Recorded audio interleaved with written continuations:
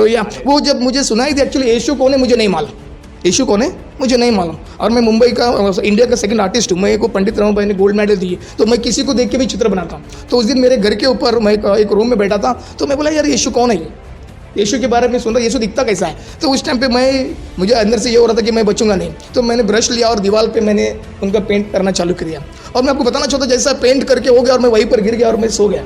मुझको नहीं पता चला, अचानक में मुझे होश आया और उस दीवार में से एक आवाज़ आई, आज इस घर में उद्धार आया है, आज इस घर में उद्धार आया और मैंने तुझे चुना है। मैंने रूबरू आवाज़ सुना, मैं देख रहा हूँ कौन आदमी आई ने, कहाँ से आवाज़ आ रहा है। और नौकरी करता था, बिजनेस करता था, बहुत अच्छा पैसा अर्न कर लिया था।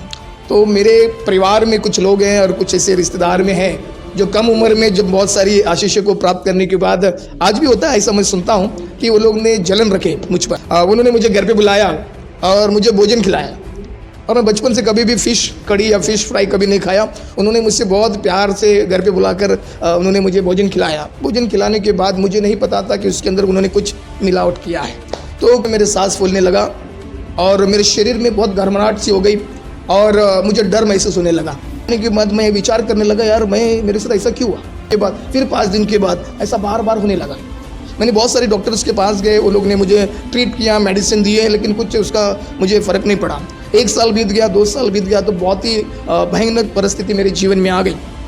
अचानक में मैं वॉशरूम में गया तो मेरे मुंह से खून उल्टी होना चालू हो गया, थोड़ा थोड़ा खून बाहर आना चालू हो गया। तो मैं डर गया, बोला यार ये सब क्या हो रहा है मेरे साथ। तो मैं डॉक्टर के पास जाके बोलने लगा, यार आप तो बोलते कुछ नहीं बॉडी के अंदर, ये ऐसा क्यों हो रहा है। फिर उन्होंने बहुत सारे मेरे रिपोर्ट करवाए और रिपोर्ट में भी नॉर्मल आया उन दिनों में। फिर मैं जाकर अपने रिश्तेदारों को, जब ऐसे मेरे फ्रेंड्स लोग को बताया, तो उन्होंने मुझसे कहा जरूर किसी ने तुझे जादू टोना किया होगा, है ना, ऐसा होता है बहुत सारी। तो एक्चुअली मैं इस सब बात को नहीं मानता। उन्होंने बोला, अन्ना आप इतने अच्छे नौकरी करते हो, आप इतना अच्छा अर्निंग है, तो आप ऐसे क्यों करते हो, है ना, हम जरूर जाके दिखाएंगे। तो मुझे याद है आज भी, मैं बहुत सारी देवी देवताओं के मंदिरों में गया हूँ, प्रभु गवाह है, बहुत सारी जगह पर गया। बहुत सारे लोगों ने मुझसे पैसे लिए, बहुत सारा हवन करवाया। किसी ने कहा आप काशी में जाके नहाओगे तो आपके पाप धुल जाएंगे। बात लास्ट समय है, मैं बताता हूँ, हमारे जीवन में जो ऐसे जब गढ़ता है ना, तो अपने पास आते हैं, बोलते हैं यार उधर मत जाओ, उधर जाएगा तो ठीक होगा, उधर जाएगा तो उधर ठीक हो जाएगा।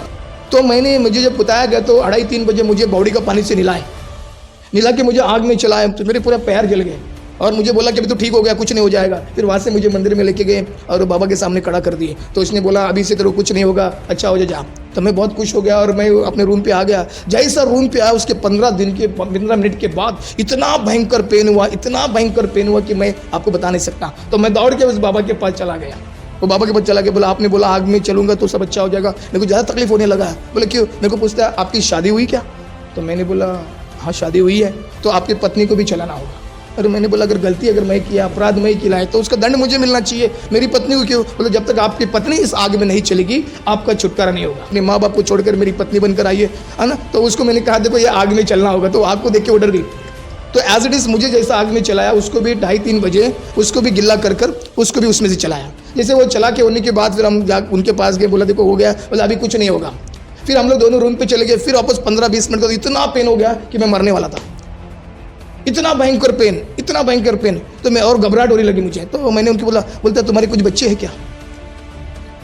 तो मैंने बोला हमारा 2 साल का बच्चा है जो अभी थोड़ा थोड़ा बात करता है। बोलता है उसको भी चलाना होगा। ऐसा कौन सा बाप है, ऐसा कौन सा माँ है जो अगर मैंने गलती किया है तो सज़ा मुझे मिलनी चाहिए, मुझे छुटकारे के लिए। वो छोटा बच्चा जिसने भी दुनिया नहीं देखा, बात करने नहीं आता, वो बोलता जब तक ये लड़का आपका इस आग में से नहीं चलेगा तो हमारा छुटकारा नहीं होगा। हम दोनों पत्नी बहुत रोने लगे। छोटा बच्चा है, उसको भी बात भी नहीं आता है। और मेरी वाइफ मेरा हाथ पकड़ कर बोली आप बचोगे तो हमारा ज़िंदगी बनेगा, कुछ भी हो जाए हम अपने बच्चे को चलाते। आप बताइए 1-2 साल भी पूरा नहीं हुआ उस बच्चे को मैंने आग में चलाया। आग में जब चलाया तो पूरा पैर जल के खून फोड़े, मेरे भी फोड़े, मेरा भी पैर में खून, मेरे पत्नी के भी पैर में खून। पूरी तरह से हम लोग तड़प रहे थे उस आग में। हम भी अंधे और बहरे हो चुके थे क्योंकि हमें बचना था, मुझे बचना था। इसके कारण मैं वहाँ पर गया। देखो वहाँ पर जाने के तीनों भी हम लोग उस आग में चले। लेकिन मैं बताना चाहता हूँ उससे भयंकर विपत्ति ज़्यादा हो गया, लेकिन मुझे ठीक नहीं हुआ। फिर हम लोग दोनों वहाँ से फिर वापस हम लोग बॉम्बे आ गए। तो एक दिन मुझे याद है, मेरा एक फ्रेंड है आशीष नंदी, बोलता है अन्ना हमने इतना सब करके देखा, इतना पैसा वेस्ट कर दिया। मैं एक बात बोलता हूँ, वो पापा जो बोल रहे हैं ना उसको सुनते हैं। तो मेरे पापा ने मुझे एक दिन संडे के दिन मुझसे बोला बेटा उधर कोई तो एक पास्टर है, उस पास्टर को पास जाके कम से कम दिखा ले। तब तक मेरा चेहरा पूरा काला हो चुका था, मेरा पूरा बॉडी ब्लैक हो गया था। और आशीष ने मुझे बहुत हिम्मत दिया, बोला नहीं आना, इतना कुछ करके हो गए, पैसे क्लास हो गए, सब कुछ क्लास हो गया, रिश्ते छोड़ के चले गए, आप एक काम करते हम जरूर जाएंगे। तो मुझे वो साथ में लेकर गया। मैं आपको बताना चाहता हूँ, उसके 2 दिन पहले मैं जिस डॉक्टर के पास गया था, उस डॉक्टर ने मुझसे कहा मेरे से नहीं होगा, आप कुछ ही दिनों के मेहमान हो। उसके बाद उसने बोला अगर आपको डाउट है तो और एक डॉक्टर के पास जाना। ऐसे 3 डॉक्टर के पास मुझे भेजा और तीनों डॉक्टर ने मुझसे कहा तो मुश्किल से मुश्किल कुछ ही दिन जिएगा और मर जाएगा। मैं आपको बताना चाहता हूँ, प्रभु को धन्यवाद हो, जितने डॉक्टर लोग ने बोला सब मर गए, मैं आज भी जिंदा, 26 साल हो गए, प्रभु को धन्यवाद हो, हालेलुया। तो जैसा उस आशीष ने मुझे उस पास्टर जी के पास जैसा मुझे लेकर गए, तो वो ये प्रार्थना कर रहा था, ये परमेश्वर मैं आपको धन्यवाद देता हूँ, ये बेटा आपके पास आया है। सही वो प्रार्थना करता है, यीशु के नाम से ठीक कीजिए। जैसा यीशु बोल रहा था मैं चिल्लाया था, जैसा यीशु बोला था मैं उल्टी कर रहा था। ये यीशु जो नाम है ना, वो मेरा देश ने सुन लिया। मैं आपको बताना चाहता हूँ, 1 महीना लगातार मेरे लिए प्रार्थना किया और मेरे कान में एक आवाज़ आई, मैं ही वो परमेश्वर जो तुझसे प्यार करता हूँ और तुझे जीवन देता हूँ, हालेलुया। वो जब मुझे सुनाई दी, एक्चुअली यीशु कौन है मुझे नहीं मालूम, यीशु कौन है मुझे नहीं मालूम। और मैं मुंबई का इंडिया का सेकंड आर्टिस्ट हूँ। मैं को पंडित राम भाई ने गोल्ड मेडल दी, तो मैं किसी को देख के भी चित्र बनाता हूँ। तो उस दिन मेरे घर के ऊपर मैं एक रूम में बैठा था, तो मैं बोला यार यीशु कौन है, ये यीशु के बारे में सुन रहा, यीशु दिखता कैसा है। तो उस टाइम पे मुझे अंदर से ये हो रहा था कि मैं बचूंगा नहीं। तो मैंने ब्रश लिया और दीवार पे मैंने उनका पेंट करना चालू किया। और मैं आपको बताना चाहता हूँ, जैसा पेंट करके हो गया और मैं वहीं पर गिर गया और मैं सो गया, मुझको नहीं पता चला। अचानक में मुझे होश आया और उस दीवार में से एक आवाज़ आई, आज इस घर में उद्धार आया है, आज इस घर में उद्धार आया और मैंने तुझे चुना है। मैंने रूबरू आवाज़ सुना, मैं देख रहा हूँ कौन आदमी आई ने, कहाँ से आवाज़ आ रहा है। तो मैं इसको निगलेक्ट किया, ये लगातार मेरे साथ होता गया। प्रभु को धन्यवाद देता, उस दिन से लेकर आज तक कभी कोई दवाई नहीं खाया, कभी कोई दवाई नहीं खाया। और प्रभु ने मुझे एक दर्शन देकर मुझसे कहा कि तेरी जो गवाही है मेरी महिमा के लिए दुनिया के कोने कोने तक जाकर बताना। सुनो कितना परमेश्वर महान है। डॉक्टर ने ठीक नहीं कर पाया, बाबाओं ने ठीक नहीं कर पाया, एक परमेश्वर ने अपने दास के द्वारा मुझे ठीक किया। रोशनी रोशनी वो बनके आया, रोशनी।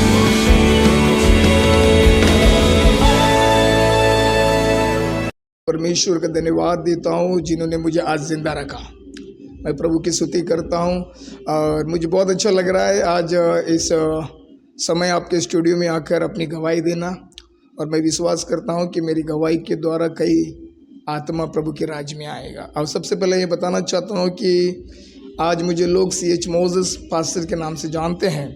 कई साल पहले मुझे रमेश चिटियाला के नाम से लोग जानते थे और मैं बचपन से अविश्वासियों के परिवार में जन्म लेकर हिंदू बैकग्राउंड से आया हूँ। और मैं प्रभु को धन्यवाद देता हूँ कि इतने अनुग्रहकारी परमेश्वर है जिन्होंने सच में मुझसे बहुत प्रेम किया और वो नहीं चाहा कि मैं अन्य जाति में जीकर मर कर नरक जाऊँ। बताऊँ उसने मुझे चुना, बुलाया और अपना बेटा बनाया और आत्मा सेवक बनाया, इसलिए मैं प्रभु को धन्यवाद देना चाहता हूँ। और मेरी बैकग्राउंड ये है कि मैं आपको बताना चाहता हूँ, ये बहुत बड़ी बैकग्राउंड है लेकिन फिर भी परमेश्वर की महिमा हो। मैं शॉर्ट में बताना चाहता हूँ, मेरा जो जन्म जो है वो हिंदू परिवार में हुआ है। हिंदू परिवार में होने के बावजूद कई साल उनके बीचों में मैं बढ़ता गया और अचानक में जब मेरी उम्र बढ़ चुकी है, मतलब मैं शादी के लायक हो चुका और उन दिनों में बहुत सारे परमेश्वर के दास लोग जिसे मैं उनका बहुत आदर सम्मान करता हूँ, ऐसे दास लोग हमारे पास आया करते थे और बोलते थे कि ये जवानी में अगर आप प्रभु को मान लोगे तो आपका जीवन बदलेगा, आपका परिवार आशीष होगा। और मैं उन्हें ताना मारता था और मैं बहुत चिल्लाता था। मैं बोले अपना आवाज़ बंद करो, क्या यीशु यीशु लगा कर रखा है कि हम जिस परमेश्वर को पूछते क्या वो परमेश्वर नहीं है क्या, जिन्होंने अब तक हमें जिंदा रखा है। तो मैं बार बार उन्हें ताना मारता था और मैं लोगों को चिल्लाता था कि ये फिर दोबारा कभी आएगा तो इसको पीटो मारो या तो इसको गांव में आने मत दो। ऐसे बहुत सारे पास्टरों के साथ मेरे लोग जो हो गई, लेकिन मैं प्रभु से माफ़ी मांगता हूँ कि उस समय अनजान था, मैंने ये सब बातें की और ऐसे मेरा जीवन जब बढ़ता गया परमेश्वर का मैं धन्यवाद देता हूँ कि उस समय ऐसा हुआ कि बहुत कम उम्र में परमेश्वर ने मुझे बहुत आशीष किया। मैं बार बार परमेश्वर कह रहा हूँ क्योंकि मैं परमेश्वर की स्तुति करता हूँ। उन दिनों में मैं भगवान कहता था लेकिन मैं उस शब्द को अपने फिर से मैं दोहराना नहीं चाहता। प्रभु उसको आशीष करे। तो जब मेरी जवानी के उन दिनों में मेरे ऐसे बहुत सारे मित्र हैं जिनका मैं नाम नहीं लेना चाहता, आज दुनिया में नहीं है। तो ऐसी अवस्था में उन दिनों में मैं नौकरी करता था, बिजनेस करता था, बहुत अच्छा पैसा अर्न कर लिया था। तो मेरे परिवार में कुछ लोग हैं और कुछ ऐसे रिश्तेदार में हैं जो कम उम्र में जब बहुत सारी आशीषों को प्राप्त करने के बाद, आज भी होता है ऐसा, मैं सुनता हूँ कि वो लोग ने जलन रखे मुझ पर और उन्होंने मुझे देखा कि ये बहुत जवानी में बहुत बढ़ते जा रहा है और हमारे परिवार के लोग उतने तरक्की नहीं कर रहे हैं। तो मैं उनका नाम नहीं लेना चाहता, प्रभु उनको आशीष करे। उन्होंने मुझे घर पे बुलाया और मुझे भोजन खिलाया और मैं बचपन से कभी भी फ़िश कड़ी या फ़िश फ्राई कभी नहीं खाया। उन्होंने मुझसे बहुत प्यार से घर पे बुलाकर उन्होंने मुझे भोजन खिलाया। भोजन खिलाने के बाद मुझे नहीं पता था कि उसके अंदर उन्होंने कुछ मिलावट किया है। तो कुछ दिनों के बाद ऐसा हुआ, फिर मैं जब बॉम्बे आया, बॉम्बे आने के बाद मुझे अमासा और पूर्णिमा क्या होता है हमने कभी सुना नहीं। तो अचानक ही में कुछ दिनों के बाद ऐसा होने लगा, जब वो समय आया, मुझे याद है जब मैं सांता क्रूज वेस्ट से ईस्ट की ओर जब मैं आ रहा था, तो फ्लाईओवर चढ़ के जब मैं आ रहा था, अचानक में मेरे सांस फूलने लगा और मेरे शरीर में बहुत घबराहट सी हो गई और मुझे डर महसूस होने लगा और मैं घबरा गया और घबर के मारे मुझे प्यास की बहुत तड़प लगी। लेकिन उस समय ऐसे जगह पर मैं था कि वहाँ पर दुकान के सिवा कोई पानी मुझे दे नहीं सकता था और मैं बहुत तरह से घबर चुका था। और उस टाइम पे मैं परमेश्वर को नहीं जानता था, तो मैं अपने सारे देवी देवताओं को याद करते हुए फिर जैसा मैं स्टेप्स उतरा तो तब मेरे अंदर का सारा जो घबराहट जो कुछ भी था वो थोड़ा सा धीमे हो गया। फिर मैं जब घर पे आया, घर पे आने के बाद मैं विचार करने लगा, यार मेरे साथ ऐसा क्यों हुआ, ऐसा क्या कारण है। हमने किसी की बुराई नहीं, हमने किसी को कुछ नहीं किया और ये जादू टोना इस सब चीज़ पे मैं कभी भरोसा नहीं करता था। फिर अचानक में मैं घर पे आया तो मैंने ये बात मेरे दोस्तों को बताया, फिर मेरे परिवार में बताया और वो लोग बोलते यार तू ऐसे वहम में तेरा ये सब कुछ नहीं है, बोला तू इतना पढ़ा लिखा है, ये सब क्या करता है। मैं आपको बताना चाहता हूँ, उन दिनों में मैं चैनल के लिए काम करता था। मैं चैनल का नाम नहीं बताता हूँ। उन दिनों में जब चैनल का काम करता था तो उस टाइम में ना 25 साल के उम्र में हार्ट अटैक आते थे। तो सारी चैनल में ये चल रहा था कि 25 साल की उम्र में भी हार्ट अटैक आ रहे हैं। तो जब इसके बारे में जब मैं गौर किया तो उस टाइम मेरा भी उम्र 25-26 साल के आसपास था और उन दिनों में मेरी शादी हो चुकी थी। मेरा एक छोटा सा लड़का था, बहुत ही प्यारा सुंदर, जिसका नाम सिमियोन है, आज हमारा कलीसिया को संभालता है। तो वो जब मैं सुन रहा था तो मुझे ऐसा लगा यार मुझे भी हार्ट अटैक आ जाएगा तो मेरा परिवार का क्या होगा, मेरे बच्चे का क्या होगा। और तब तक मैं प्रभु में आया नहीं था। तो उन दिनों में मैं जब डॉक्टर्स के पास जाता था तो लोग बोलते तू सोचता बहुत है, तेरे को कोई बीमारी नहीं है। अरे मैंने बोला सोचने के लिए ऐसा क्या है, टेंशन मेरे को ऐसा क्या है, ना ही कर्जा है ना कुछ है, मेरे को कोई तकलीफ नहीं है, फिर ऐसा क्यों होता है। तो वो मेडिसिन देते थे, मैं सो जाता था। फिर अचानक में फिर 4 दिन के बाद, फिर 5 दिन के बाद ऐसा बार बार होने लगा। मैंने बहुत सारे डॉक्टर्स के पास गए, वो लोग ने मुझे ट्रीट किया, मेडिसिन दिए, लेकिन कुछ उसका मुझे फ़र्क नहीं पड़ा। 1 साल बीत गया, 2 साल बीत गया, तो बहुत ही भयानक परिस्थिति मेरे जीवन में आ गई। अचानक में मैं वॉशरूम में गया तो मेरे मुंह से खून उल्टी होना चालू हो गया, थोड़ा थोड़ा खून बाहर आना चालू हो गया। तो मैं डर गया, बोला यार ये सब क्या हो रहा है मेरे साथ। तो मैं डॉक्टर के पास जाके बोलने लगा, यार आप तो बोलते कुछ नहीं बॉडी के अंदर, ये ऐसा क्यों हो रहा है। फिर उन्होंने बहुत सारे मेरे रिपोर्ट करवाए और रिपोर्ट में भी नॉर्मल आया उन दिनों में। फिर मैं जाकर अपने रिश्तेदारों को जब ऐसे मेरे फ्रेंड्स लोग को बताया तो उन्होंने मुझसे कहा जरूर किसी ने तुझे जादू टोना किया होगा, है ना, ऐसा होता है बहुत सारी। तो एक्चुअली मैं इस सब बात को नहीं मानता। उन्होंने बोला अन्ना आप इतने अच्छे नौकरी करते हो, आप इतना अच्छा अर्निंग है, तो आप ऐसे क्यों करते हो, है ना, हम जरूर जाके दिखाएंगे। तो मुझे याद है आज भी मैं बहुत सारी देवी देवताओं के मंदिरों में गया हूँ, प्रभु गवाह है, बहुत सारी जगह पर गया। बहुत सारे लोगों ने मुझसे पैसे लिए, बहुत सारा हवन करवाया। किसी ने कहा आप काशी में जाके नहाओगे तो आपके पाप धुल जाएंगे, और उसके बाद फिर तिरुपति गया। उसके बाद फिर लास्ट समय मैं बताता हूँ, हमारे जीवन में जो ऐसे जब गढ़ता है ना तो अपने पास आते हैं, बोलते हैं यार उधर मत जा, उधर जाएगा तो ठीक होगा, उधर जाएगा तो उधर ठीक हो जाएगा। ऐसा बार बार होने लगा। तो मुझे याद है मेरे को किसी ने आगे कहा कि तुझे है ना काशी जाना पड़ेगा, वहाँ पर जाओगे तो तेरे जो भी पाप है, तेरे दादा परदादा का जो पाप है, वहाँ पर जाओगे तो आप उधर नहा लोगे तो आपका धुल जाएगा, हवन करेगा। तो मैंने बोला ठीक है भाई, मुझे बचना है, तो मैं वहाँ पर भी चला गया। मुझे याद है वो हवन जब वहाँ पर हो रहा था, हवन होने से पहले मुझे नानी के लिए उस नदी में लेकर गए। मैं प्रभु का धन्यवाद दे, तो पीछे मुड़ के देखा तो मगर था। मैं बोला यार ये सब क्या हो रहा है। फिर वो पंडित ने मुझे बाहर लेकर आया, नहलाया, उधर सारा हवन बिवन किया। मुझे 1000 लोगों को मैंने वहाँ पर उनको भोजन किए, उन कुछ दान भी दिए। फिर वहाँ से उन्होंने कहा बेटा कुछ नहीं होगा, तेरे सारे पाप धुल गए, आप अच्छे चले जा।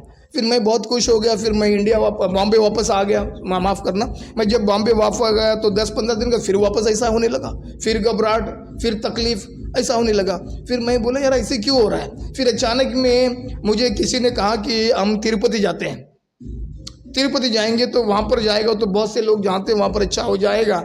मैं बार बार मैं उन देवताओं को, उन व्यक्तियों को नीचे गिराना नहीं चाहता। जो मेरे साथ हुआ मैं आपको बता रहा हूँ। मैं तिरुपति चला गया, वहाँ पर तिरुपति चले जाने के बाद फिर उन्होंने कहा कि आपको बाल कटवाने होंगे, फिर चंदा देना होगा, तो मैंने सब कुछ कर दिया वहाँ पर करने के बाद फिर वहाँ से फिर गंगोत्री वगैरह वगैरह वगैरह जाकर फिर वापस मुंबई आया।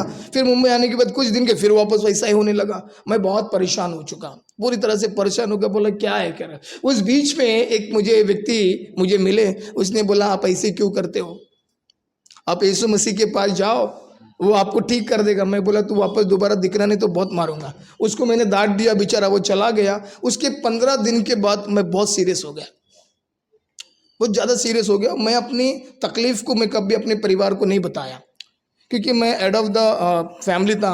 तो मैं सोचता था कि अगर मेरे बारे में, अगर मेरी बीवी को, मेरे बच्चे को, अगर मेरे परिवार को पता चल जाएगा तो वो लोग बहुत टेंशन में आ जाए। तो मैं अंदर उसको सह लेता था। और अचानक में एक दिन क्या हो गया, एक आंटी आई मेरे पास, मैं उनका भी नाम नहीं लेना चाहता, वो अभी प्रभु में है, मतलब दुनिया में नहीं है, वो उसके राज्य में। उसने बोली कि देखो बेटा, आपने नवनाथ सुना है, कानिफनाथ, मच्छिंद्रनाथ, ये सारे लोग हैं।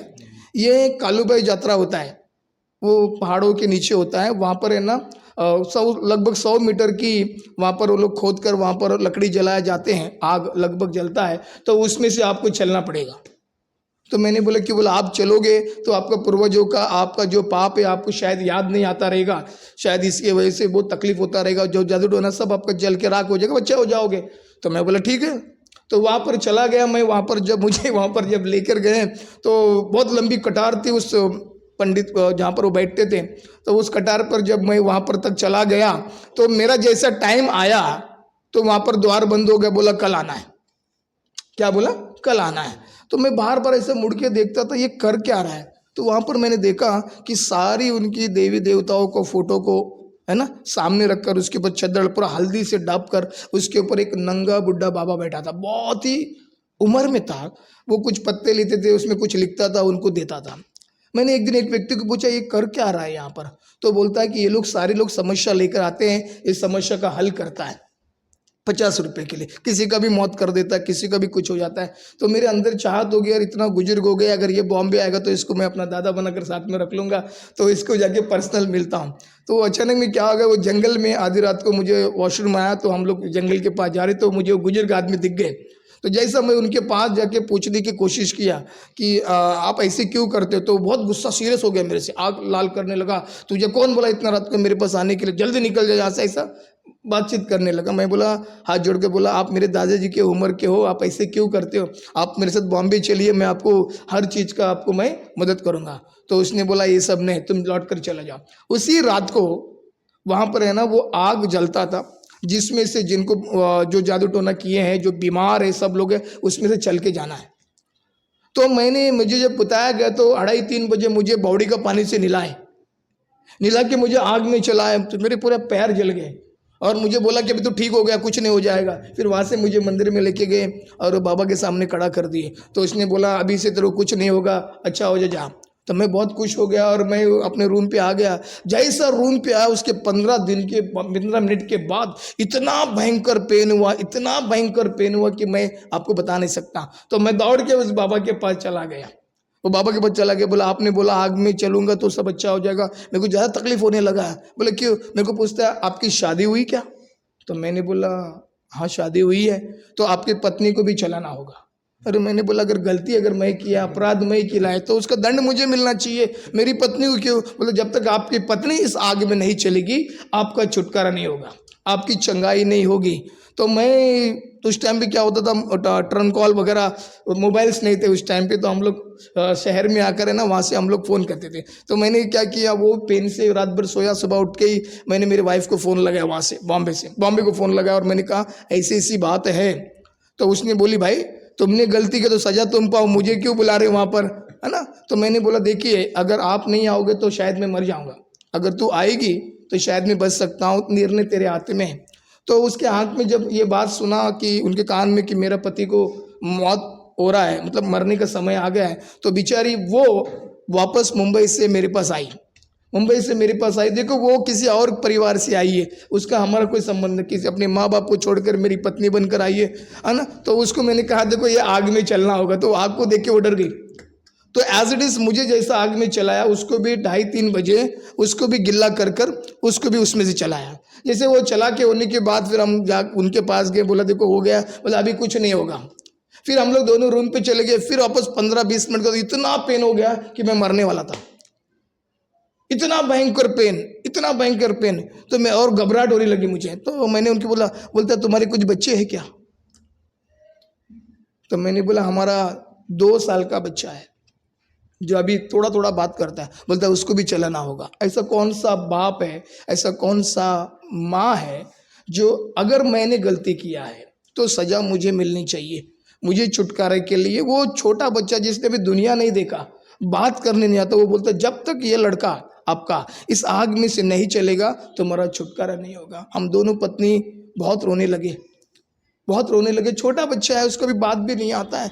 और मेरी वाइफ मेरा हाथ पकड़ कर बोली आप बचोगे तो हमारा ज़िंदगी बनेगा, कुछ भी हो जाए हम अपने बच्चे को चलाते। आप बताइए 1-2 साल भी पूरा नहीं हुआ, उस बच्चे को मैंने आग में चलाया। आग में जब चलाया तो पूरा पैर जल के खून फोड़े, मेरे भी फोड़े, मेरा भी पैर में खून, मेरे पत्नी के भी पैर में खून, पूरी तरह से हम लोग तड़प रहे थे उस आग में।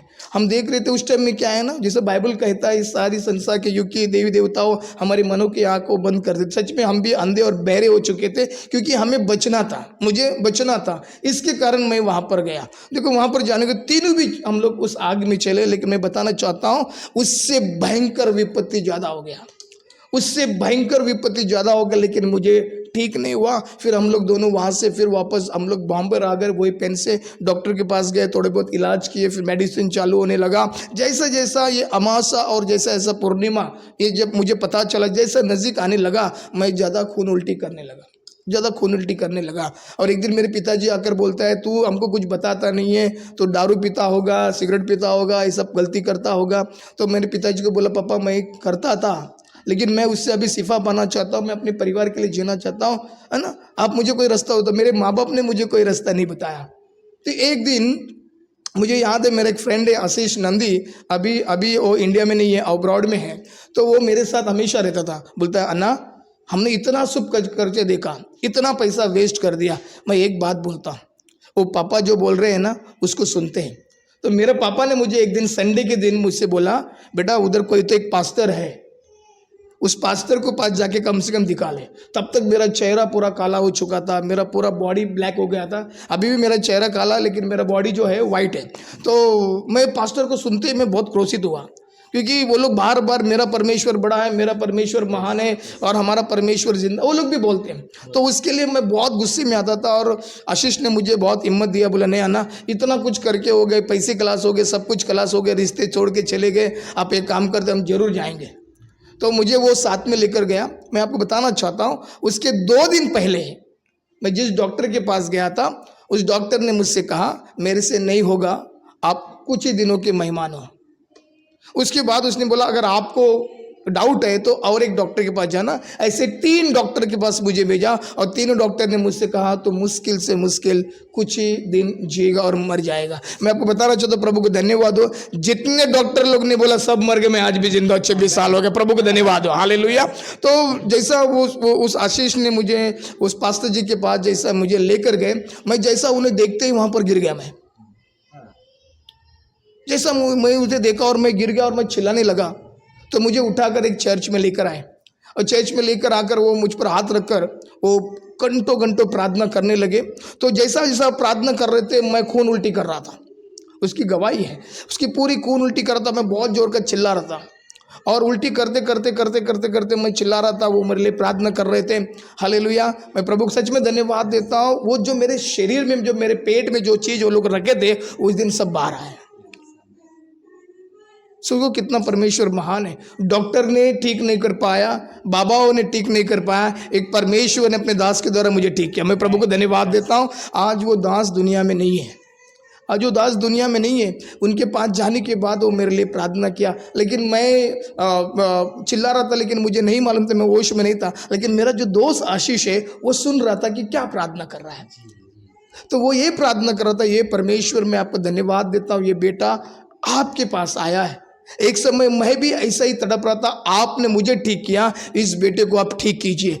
ऐसा ही वो प्रार्थना करता है, यीशु के नाम से ठीक कीजिए। जैसा यीशु बोल रहा था मैं चिल्ला रहा था, जैसा यीशु बोल रहा था मैं उल्टी कर रहा था। ये यीशु जो नाम है ना, वो मेरा दिल सुन लिया। मैं आपको बताना चाहता हूँ, 1 महीना लगातार मेरे लिए प्रार्थना किया और मेरे कान में एक आवाज़ आई, मैं ही वो परमेश्वर जो तुझसे प्यार करता हूँ और तुझे जीवन देता हूँ। हालेलुया। वो जब मुझे सुनाई दी, एक्चुअली यीशु कौन है मुझे नहीं मालूम, यीशु कौन है मुझे नहीं मालूम। और मैं मुंबई का, इंडिया का सेकंड आर्टिस्ट हूँ। मैं को पंडित राम भाई ने गोल्ड मेडल दिए, तो मैं किसी को देख के भी चित्र बनाता हूँ। तो उस दिन मेरे घर के ऊपर मैं एक रूम में बैठा था, तो मैं बोला यार यीशु कौन है, यीशु के बारे में सुन रहा, यीशु दिखता कैसा है।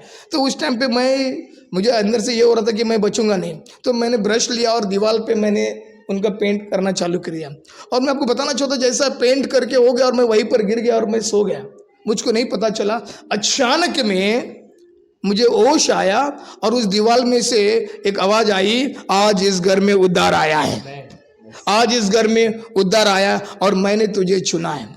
मैंने रूबरू आवाज़ सुना, मैं देख रहा हूँ कौन आदमी है, इन्हें कहाँ से आवाज़ आ रहा है। तो मैं इसको निगलेक्ट किया, ये लगातार मेरे साथ होता गया। सच में मैं प्रभु को धन्यवाद। लूका 19:9 में शायद ये बात लिखा है, जब कैसे करता है कि आज तेरे घर में उद्धार आया। तो मैंने जब ये सुना तो मैं बोला मेरे घर में उद्धार आने की ज़रूरत क्या, सब तो अच्छे, मैं भी हूँ। तो मुझे एहसास हुआ कि जरूर कुछ ना कुछ मेरे से गलती हुई, इसका सजा ये हुआ है और मेरा प्रभु यीशु ने ही मुझे उद्धार किया है। और मैं प्रभु को धन्यवाद देता हूँ। उस दिन से लेकर आज तक कभी कोई दवाई नहीं खाया, कभी कोई दवाई नहीं खाया। और प्रभु ने मुझे एक दर्शन देकर मुझसे कहा कि तेरी जो गवाही है मेरी महिमा के लिए दुनिया के कोने कोने तक जाकर बताना। तो मैं ये गवाही स्टार्टिंग में पूरी दुनिया में जहाँ जहाँ मैं गया वहाँ जाकर मैं प्रभु की महिमा के लिए करता था, है ना। तो एक दिन परमेश्वर ने मुझे फिर एक बार रोशनी के द्वारा दर्शन दिया और उसने कहा कि मैं तुझे इस्तेमाल करना चाहता हूँ, मुझे इस्तेमाल करना चाहता है। तो मैं बोला प्रभु तू किस तरह इस्तेमाल करेगा, मुझे तो कुछ आता नहीं है और ना ही मुझे तेलुगु आता है, मैं सिर्फ इंग्लिश मीडियम से पढ़ा हूँ, ना कुछ आता है। लेकिन सच में बताना चाहता हूँ कि एक दिन मैं टीवी देख रहा था, टीवी के अंदर मेरे को एसन्ना का मैसेज चल रहा था, जो मेरे स्पिरिचुअल फादर है। तो उन्होंने उस से कह रहा है कि जो कोई यीशु पर विश्वास करेगा, जो कोई यीशु पर विश्वास करेगा उसका उद्धार होगा लेकिन नाश नहीं होगा। मैंने बोला केवल विश्वास करने से, मैंने विश्वास कर लिया, मैंने विश्वास कर लिया। और सच में मैं प्रभु को धन्यवाद देता हूं कि आज उसका विश्वास के द्वारा आज आप सबके सामने खड़ा हूं और एक अच्छे पास्टर बनकर प्रभु मुझे इस्तेमाल कर रहा है। मैं प्रभु को धन्यवाद देता हूं। केवल मुंबई में नहीं, आपका कर्नाटक में हमारे ब्रांचेस है, आंध्रा में ब्रांचेस है, उत्तर प्रदेश में ब्रांचेस है। हालेलुया। मैं प्रभु को बहुत धन्यवाद देता हूँ। ये सारी ब्रांचेस जो है वो प्रभु का है, हमारा कुछ नहीं है। केवल प्रभु की गवाही के लिए हम चल रहे हैं, प्रभु हमें इस्तेमाल कर रहा है, मैं इसके लिए धन्यवाद देता हूँ। उसी तरह रोशनी प्रोडक्शन को भी मैं तहे दिल से धन्यवाद देता हूं, जिन्होंने मुझे मौका दिया मेरी छोटी सी गवाही मैं आपके जरिए पूरी दुनिया भर में बता सकूं। जो लोग अभी भी दूर हैं प्रभु से, वो विश्वास करें प्रभु में है। धन्यवाद।